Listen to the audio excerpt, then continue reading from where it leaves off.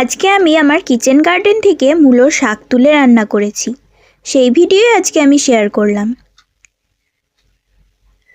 এখানে দেখছি অনেক দিন থেকেই মূলোর শাকগুলো বেশ বড় বড় হয়ে গেছে, তাই আজকে ভাবলাম কেটে রান্না করেই ফেলি। মূলোর শাকগুলো ভালোই বড় বড় হয়ে গেছে। এখানে ছোট মূলো দেখতে পাওয়া যাচ্ছে।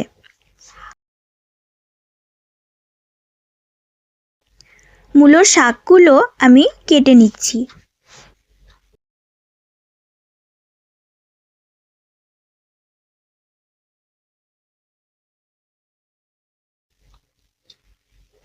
যেগুলো খুব বড় বড় হয়েছে সেগুলোই আমি কেটে কেটে নিচ্ছি।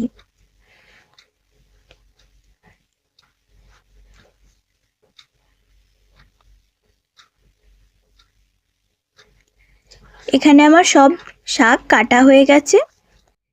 এবার আমি দেখে নেব।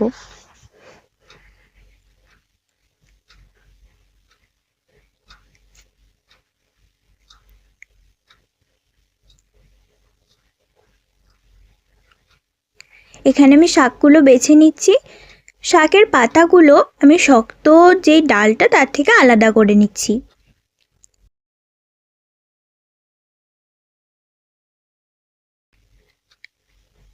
এখানে আমি শক্ত ডালটা ফেলে দিয়েছি এবং পাতা আলাদা করে নিয়েছি। এবার শাকগুলো আমি কেটে নেব। খুব ছোট ছোট করে শাক কেটে নিচ্ছি। শাক কাটা হয়েছে, এবার আমি ধুয়ে নিয়েছি। এবার শাক রান্না করার জন্য সবার প্রথমে কড়াই বসিয়ে দিয়েছি ওভেনে। এবার তাতে পরিমাণ মতো তেল দিয়ে দিলাম। তেল গরম হয়ে এলে তাতে সর্ষে এবং দুটো শুকনো লঙ্কা দিয়ে দিলাম।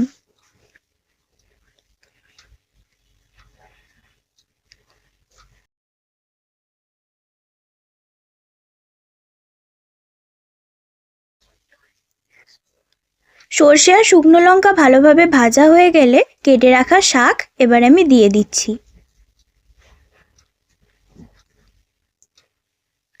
সমস্ত শাক আমি এখানে দিয়ে দিলাম। শাক দিয়ে হালকা নাড়াচাড়া করে দিলাম।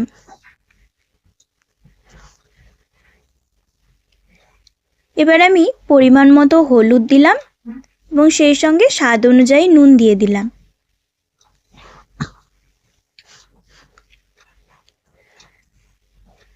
এবার হালকা নাড়াচাড়া করে নিচ্ছি। নাড়াচাড়া করতে করতেই বেশ কিছুটা জল বেরিয়ে গেছে শাক থেকে। এবার আমি পরিমাণ মতো চিনি দিয়ে দিলাম। এই শাকের জল কিন্তু আমি দিইনি, এই জল শাক থেকেই বেরিয়েছে।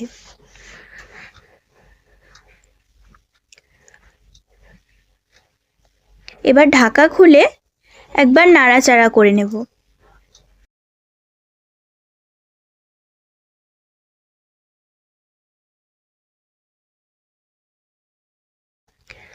আবার কিছুক্ষণ পর ঢাকা খুলে নেড়ে নিলাম।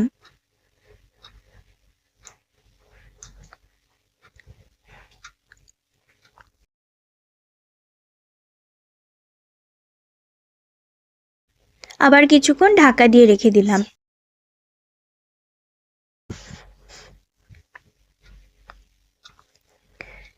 এবার আবার ঢাকা খুলে দেখব। এবার শাক সেদ্ধ হয়েছে এবং তার সঙ্গে শাকের জলটাও শুকিয়ে গেছে। এবার আমি নামিয়ে নিচ্ছি।